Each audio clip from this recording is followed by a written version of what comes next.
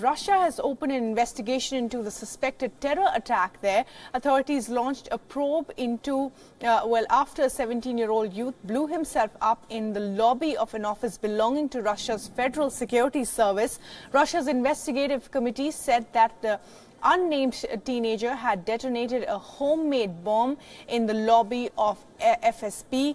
The FSB is the country's main domestic security and intelligence service in one of the cities, and he is said to have died on the spot. Now, Lucy Taylor is joining us now from Moscow for the very latest on this. Lucy, what more details do we have?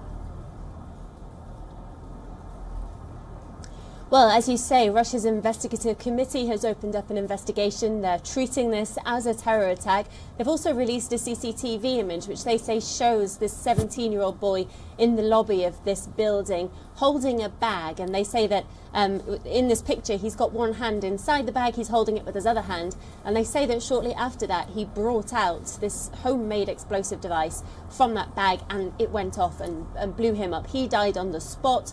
It also injured 3 other people who were all FSB employees.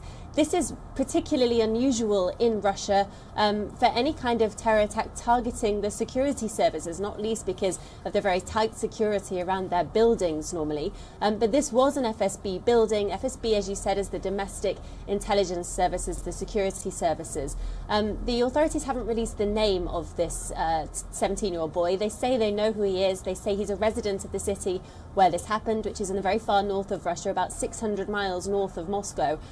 They say they know who he is, and Russian media has been reporting that he had posted on social media before this attack making accusations about the FSB, saying that they fabricate cases, saying that they are guilty of torturing people, and calling himself an anarcho-communist. So apparently, unconfirmed, but apparently these reports suggest that there had been warnings on social media that this boy was planning an attack of this nature. But apart from that, we don't know much more about his motives, whether he's linked to anybody else. And of course, that's what the authorities will now be trying to investigate. Right, Lucy, thanks very much indeed for joining us with the latest there. We will keep coming back to you for more updates. Thanks for that. And WION correspondent Nagin Singh talked to Mr. Ram Sutar, the man who sculpted the Sardar Vallabhbhai Patel statue. कितना मुश्किल था ये जो पूरा statue बनाना, जो दुनिया की सबसे ऊंची स्टैचू है, उसको बनाना कितना मुश्किल था आपके लिए? मुश्किल कुछ नहीं है। ये ऐसा कोई भी देखिए कि समझो एक आर्किटेक्ट है, उसने एक छोटा मॉडल मकान का बना लिया। उसके बाद जब मालिक ने जिसका बनाया पास कर लिया, फिर उसका बड़ा बनाया जाता है, वो एनलार्जमेंट करते तो उसी तरह से मूर्ति का भी है। हम छोटे मॉडल बना देते, फिर उसके मुताबिक बड़े बनाने का टेक्निक जो है एनलार्जमेंट, वो करते करते बड़े बनाया जाता है। और सर, ये दुनिया की सबसे बड़ी स्टैचू है और ये एक ऐसी आइकॉनिक स्टैचू होगी जिसको कि दुनिया में हमेशा याद रखा जाएगा। तो इसके बारे में आपका क्या सोचना है कि कितना डिफरेंट है ये बाकी भी स्टैचूज, और इतने सालों से जो आपने काम किया है उससे कितना डिफरेंट है ये? डिफरेंट, खैर सबसे बड़ी मूर्ति ये डिफरेंट तो यही है। और ख़ास बात है कि ये स्टैचू बनाने का मकसद क्या, आइडिया वगैरह, या जिन्होंने बहुत भारी काम किया है, दुनिया में ऐसा किसी ने नहीं किया है। इसी तरह से दुनिया में कई ऐसी मूर्ति नहीं है, ये भी चीज़ आ गई। तो बहुत अच्छा रहा ये मोदी जी ने ये इतना कल्पना की, और कल्पना का अनुसार ये काम उनका बन गया, और उसके लिए उनकी कल्पना की, उनका कल्पना का साथ हमारा हो रहा, और इसीलिए ये मूर्ति बड़ी बन गई। और सर, जब सरदार वल्लभ भाई पटेल की मूर्ति बनाने की बात आई तो किन चीज़ों का आपको ध्यान रखना पड़ा, या क्या डिफरेंस था? क्योंकि आपने इतने सालों से कम 50 साल हो गए जो कि आप मूर्तियां बना रहे हैं, तो किन चीज़ों को स्पेसिफिकली आपको ध्यान रखना पड़ा इसमें? व्यक्तित्व आना, मूर्ति को लगाना, इसका मतलब है कि वो पर्सनैलिटी लगाना है। चेहरे पे चलने का ढंग, ये वो याद आना चाहिए, और हर एक आदमी को अब देखते ही पता चलेगा कि ये कौन सा टाइप का आदमी है, और ये चीज़ मूर्ति में दिखना चाहिए। ये खास वैशिष्ट्य है, और आर्टिस्ट का यही खास बात है, यही मतलब उसकी कीमत है। Well, moving on to other news now, the pollution levels in the Delhi NCR region are only going to get worse the next 7 days or so, with the region with just Diwali just around the corner. Now, the Supreme Court appointed Environment Prevention and Control Pollution Authority, or the EPCA, has indicated that restrictions on private vehicles could be imposed in Delhi. This can happen if the air quality plunges to emergency levels. WION's Nagin Singh spoke to the chairman of EPCA to find out how serious is the threat of air pollution.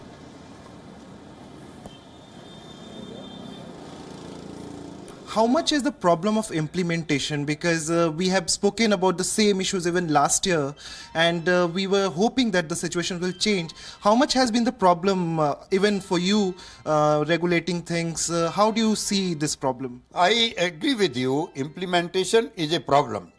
But authorities are quite active this time. We are constantly in touch with the chief secretaries of the concerned states of NCR. They are willing to act, and teams have been formed by them. Okay. Environment guards have been deployed, and they have been instructed to carry out night patrolling and ensure that no burning or any other activity not conducive to good environment, good air quality takes place. And so pollution is not just Delhi's problem. It has been a problem, pan-India problem, and many cities from India are in the top 10 or top 15 most polluted cities. So where are we lacking? Why it has not been really taken seriously? Unfortunately, out of 15 cities listed by UN authorities, 14 are in India. The laxity is on the part of enforcing agencies, I concede it, but we have to activate them. This will be man-made pollution otherwise. So, by controlling those activities within the competence of man, as I said earlier, we will be in a position to control it. Now, yesterday, Delhi NCR region, the air quality plunged to very severe category at 401. Delhi's air quality is likely to remain severe for the next 3 days or so. If the air quality falls to severe plus emergency category, the EPCA could also direct for closure of schools. Citing public health emergency, directives have already been issued to take action against those who do not comply with the measures to reduce air pollution. All vehicles which emit smoke will be immediately impounded. Taxis and autos have been encouraged to use clean fuel as well.